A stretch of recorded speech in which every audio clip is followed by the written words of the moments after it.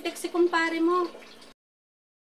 Ay, oo, at inaanyayahan ako noon. Gawa ng may birthdayan daw sa kanila. Pinapapunta ako doon, mag-inuman daw kami.